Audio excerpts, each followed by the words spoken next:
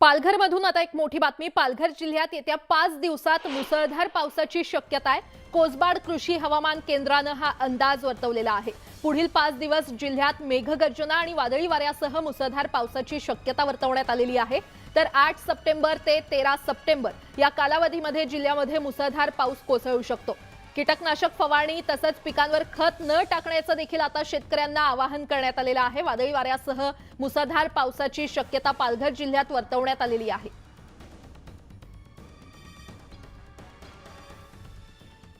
राज्यातल्या अनेक भागात ढगफुटी सदृश्य पाऊस झालेला आहे आणि पावसामुळे नुकसान झालेल्या नागरिकांना आवश्यक ती मदत तातडीने पुरवण्याचे आदेश मुख्यमंत्री एकनाथ शिंदे यांनी दिलेत। नाशिक, अहमदनगर, पुणे, सातारा, रायगड जिल्ह्याच्या काही भागांमध्ये ढगफुटी सदृश्य मुसळधार पाऊस झालाय। मुख्य सचिवांसह पुणे, सातारा जिल्हाधिकाऱ्यांकडून मुख्यमंत्र्यांनी या अतिवृष्टीची माहिती घेतली। तर नुकसानीचे पंचनामे करून तातडीने मदत पोहोचवण्याच्या सूचना देण्यात आलेल्या आहेत।